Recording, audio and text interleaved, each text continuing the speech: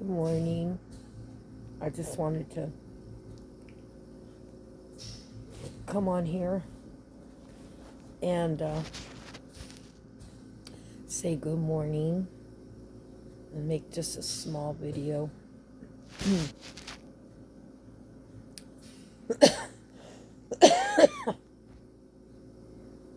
Just make a small video and say good morning to anybody that's going to look at the video and let them know that I love them.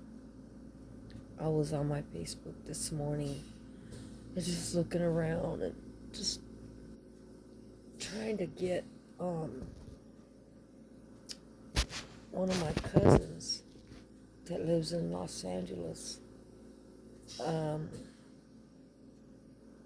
some pictures that she has on her Facebook.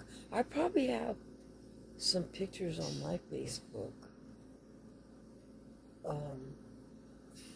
of my grandma. She was my grandma. I had my mom's mom. You know, my mom's mom. My mom was not raised with her mom. She was raised with her grandmother. She was the only one out of 8 children that was raised with her grandmother. And all her brothers and sisters, they moved up Northern California. And she stayed down there in Los Angeles. Thank God, because that's where she met my dad. But she grew up with my great-grandmother. And so she was my grandmother. In fact, her mom, because when they would go down to visit, all the cousins down there would call her tia, which is aunt in Spanish. And I would call her tia. Even when we came up to the north when I was little, I'd say tia. I'd call her Tia Lupe. That's my middle name. Because I was named after both my grandmothers, my great-grandmother and my grandmother. And she, they would say, don't call her tia, that's your grandma. And kind of like what Jared's going through when they say, that's your grandma. He goes, no, that's my mom. So I kind of went through that when I was younger too. Don't call her tia, that's your grandma. So when I got a little bit older, I called her grandma. But I always called her tia. Tia. And she would answer. And she would even say, leave her alone, it's okay. It's okay when she calls me tia. Because I heard everybody else saying tia. I was little. I was probably about 4 or 5. And she didn't care. Actually, I was littler than that. Because I believe we came to No, that's right. Because I did my kindergarten in Compton. We moved to Compton. And we were there when the riots happened back in the 60s. But I used to go to Rosecrans School. I remember kindergarten. If I remember any grade in school, it would be kindergarten. Kindergarten was like, because I didn't go to preschool. I just went straight into kindergarten. And when I went into kindergarten, it was the best thing that ever happened in my whole entire life. To this day, and I'm going to be 67 years old in September, God willing, if I make it that far. God's so good. He gets me every day. But to this day, I remember kindergarten. It was just, I remember having to take a towel, because they didn't have mats back then. You had to lay on a towel. So I remember taking my little towel, I remember when it was snack time. This is what I remember the most, and that's why even to this day, sometimes I gotta have ice in my milk because I had to have it cold. I remember when they would bring us, I would have to take a nickel to school every morning for my milk, and it was a nickel, and give it to the teacher in the morning. She'd collect the nickels. You know, now that I'm talking about it and remembering my kindergarten day, I remember there was a couple. Well, I can remember one time in particular, I didn't have a nickel. And I felt so bad that I didn't have a nickel. One time, I had to go without milk. But I didn't know that another time I didn't have a nickel. And my teacher still gave me a milk. But I think that was another teacher. It might have been a substitute. But I can't remember my kindergarten teacher. I could just remember what it felt like going to kindergarten.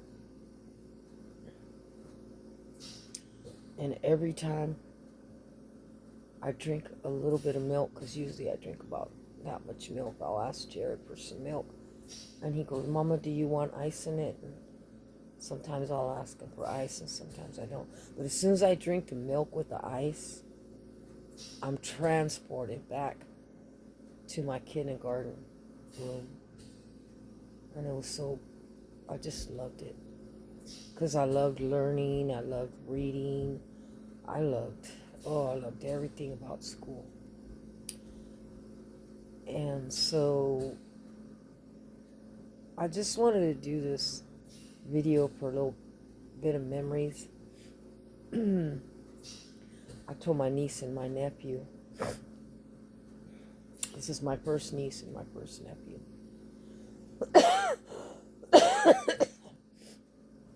I told them to subscribe to my channel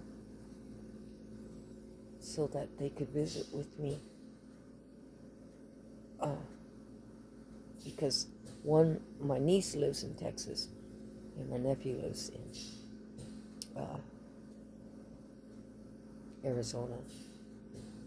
And while I would love to go back to Texas, where my heart really, really wants to go is back to Arizona. Probably because when I took that trip to Arizona, I went back to the Grand Canyon, and I took my son with me. And because my baby wanted to go back to Texas, he's real close with my great nephew. They're like brothers. In fact, he calls him his god brother, which it really is his god brother. But he's real attached to my great nephew. But I really want to go back to Arizona. I long. It's really weird. I long to go back to Arizona. My nephew's place is so peaceful, and it's just, you could feel the desert, you could feel the heat, you could feel, it's just beautiful there. It's just so beautiful, it's so peaceful. And my nephew made this room. He said, yeah, this will always be your room when you come. And just to have the honor of my nephew like that, he's my first nephew, just to have the honor of him to say that to me, you know, just to have the honor of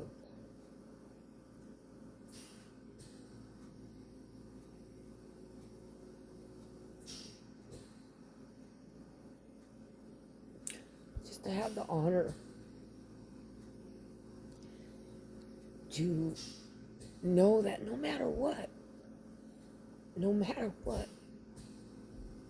you are loved by these two human beings.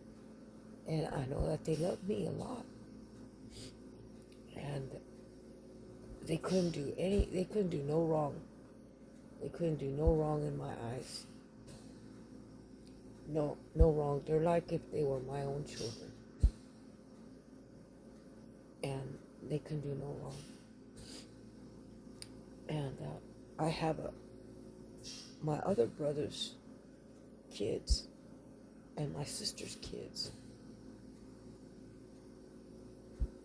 And my younger brother's kids. I feel the same way about them too.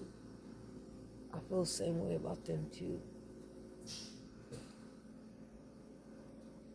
You know, but to have the chance to have it reciprocated is where, you know, you really feel the love. You know, feel the love. You know, I could tell which ones, you know, don't want to be around Tia, because Tia will, you know, either talk about Jesus or put them in their place, or, you know, because I was just like a mama. I was just trying to be like a mama I love like that. And my nieces and nephews have always been dear to me. Always been dear to me so much. And they've always had respect for me. And to feel that love, you know, reciprocated, it's an honor. But anyway, I got off on a tangent, sorry. But I was trying to get a hold of my cousin because I want to see a picture of my grandma. Because I keep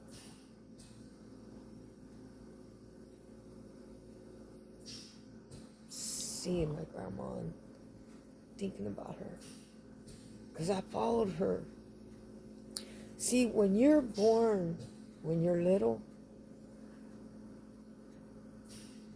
those first 5 years, and I learned that in school when I was studying child psychology. Because I was a preschool teacher at first, right out of high school. And I had to take classes and to get a certificate. And it's those first 5 years that are so impressionable. So impressionable. And I remember following my grandma. I remember following her around and watching her. And you know that my grandmother could not hear or could not speak. She could not hear and she could not speak. So how does a child communicate? Well, first of all, at the age of 2, 3, and 4, 1, 2, 3, and 4, you really don't communicate. I mean, they hear your words, but the communication is really what they see. And the things I seen my grandma do, that's what I go back to. I see what she did. I seen her feed what we would call in Spanish trampitas. They would be hobos. I would follow her. She would go all the way out to the back, because to the back on the other side of the fence was the railroad tracks. And she would always tell me, don't you ever go out of this fence here. In fact, when she would go feed them, she would make sure that I stayed behind. She'd turn around and make sure I was on the other side of that fence. I could peek through the slats of the fence, but I would follow her to see what is she doing. And she would take pieces of fruit or pieces of chicken or something, and she would take them and go feed the hobos. In English, they were called hobos. But we would call them in Spanish trampitas. And that's another thing. Way back when I was little like that, all I heard was Spanish. There was no English talking. It was Spanish. It was pure Spanish. And um, she would come back, and I'd follow her again. And I remember she'd walk like this, because I thought she was a heavy set woman, but when I really grew up and I learned a lot about education, it was really her legs were in Spanish you say hinchadas, but they were big because she was holding water. Back then she didn't take a water pill, or she was just holding water, and her legs were big. And so I would see her like walk like this, and she suffered. She had a lot of ailments. She suffered, but man, I could smell her right now, even just talking. Even just talking about her right now, I could smell her. That's a smell I'll never get out of my system. And I love it. Other people would probably think it was not a good smell, but I don't care. I loved it. I smell her. Also, her skin, I used to touch her. She was dark. She was dark. She was indigenous looking. She was indigenous looking. You could tell. And I would touch her dark skin. She had dark skin. And I would touch her dark skin. And I just loved her. I loved her, and she knew I loved her. And she loved me just the same. She didn't really reciprocate any of my touching. Or like when I would touch her, I would just touch her, like touch her arms and rub her arms. And she didn't reciprocate anything, but I knew she loved me. You know how I knew she loved me? Because she let me follow her. She let me follow her around and watch her every move. And believe me, I watched her every move. I watched her make caldos. I watched her kill the chickens so she could make the chicken caldo. I watched her make tortillas. I watched her grind corn. I watched her everywhere. I ran around watching her. Because my mom, that was her mama. And my mom was there, and, and my grandma was like the main hen. My mother was like the sister, kind of like. And my grandma, she was my protection. She was like, she would keep me out of danger. I'd run to her. If my mom wanted to discipline me, I would run to my grandma and hide underneath her apron. And my grandma would just look at my mom, and my mom was scared of my grandma. And she was like, okay, well, my mom was like, I'll get you when she ain't around. My mom was too much. My mom was like, I'll get you when she ain't around. Don't worry, she ain't gonna be around one day. Oh yeah, she certainly did get me, but I don't know. Hopefully my mom wasn't jealous, but I was close to my grandma. And I just love my grandma. That was my nana. And I keep seeing her. I keep seeing her.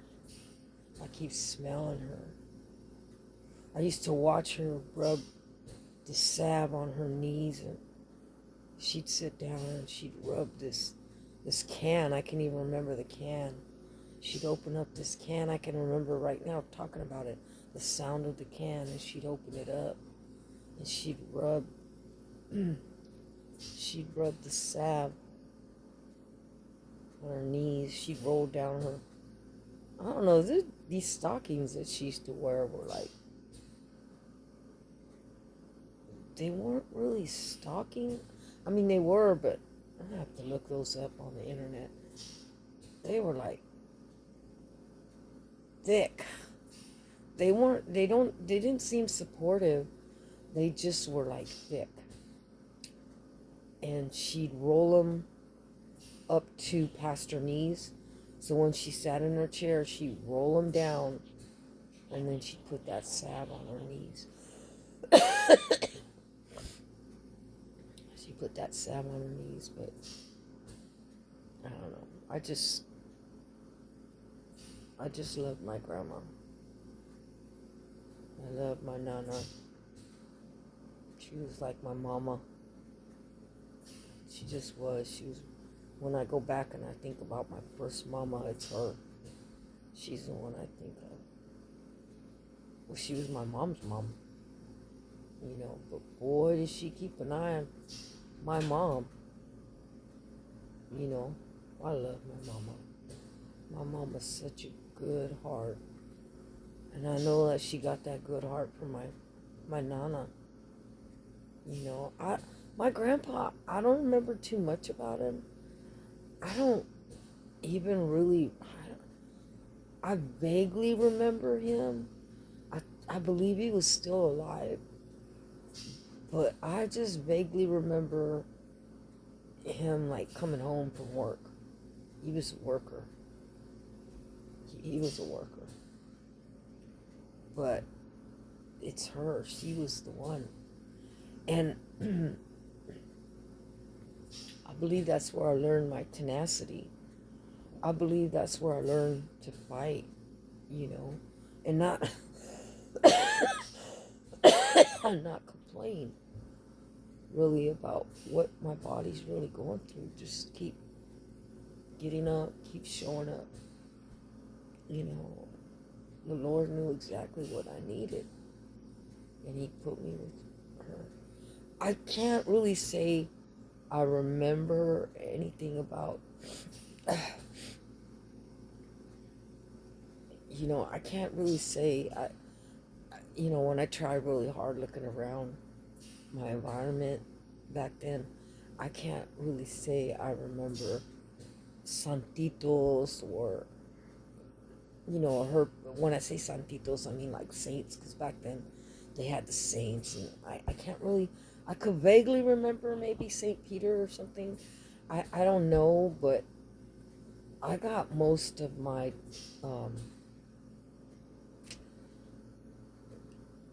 religious, and I'm going to say religious discipline from my mother.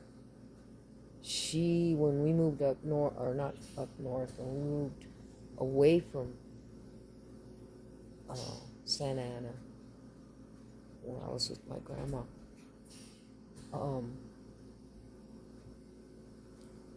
I think I don't know, I'm not too sure. My memory's not that good. But anyway, when we moved away from there, my mom made sure we went to catechism. And they didn't have catechism on Wednesdays like they do at St. Michael's. They didn't have catechism on Wednesdays or Tuesdays at St. Edward's or whatever. No, they had catechism every single day, and we had to go. My mom made sure, so right after school we went to catechism. And so when I was like maybe about 6 or 7, I think it was 7, and I was going to make my first Holy Communion, that was where I first truly encountered Jesus. I mean, I was hearing all the stories, which my favorite story was the fish and the loaves. But where I really met Jesus was when, back then, when you made your first Holy Communion, hair in my eye, when you made your first Holy Communion, you had to be all in white. Everything had to be white. Your socks, your shoes, your underwear, everything. You couldn't wear no dark color at all. You had to wear pure white. And I remember you had godparents too. And I remember I don't remember my godparents at all. My mom would have to tell you who those were. But your godparent usually bought you whatever you wore around your neck. And my godparents bought me a little cross to wear around my neck. And I remember the nun, and back then catechism was taught by the nuns. Full habit nuns. And when I mean full habit, they wore their black and white. Yes. And some of them were real strict. And I remember the nun that I was close to, she was fixing my cross. And this is when I first encountered the love for Jesus. And she was fixing it, and she said to me, she looked down at me, and she said, "Oh, don't forget, today you're going to marry Jesus." When she said that to me, I literally, I took it literally. I took it for real. I was like, I was going to marry Jesus. And I was like, that's when it all began for me. That's when it began. Like, I better do right. I better do, she taught me that Jesus sees everything. And oh my goodness. I mean, that's where I got the idea in my mind, the right from wrong. Jesus sees everything. And so you better be good. And that's where my journey began with Jesus. At first, in my growing years, he was punishing God. If you do this, you're going to be punished. Later on, I grew up and I got more reading and education. Hold on. Sorry, that was my son. He's going to go get his hair fixed. I started laughing at him. He looks so much like both grandpas. He looks like my grandpa Tony. And he even has my grandpa Tony's hairline. But then he looks so much like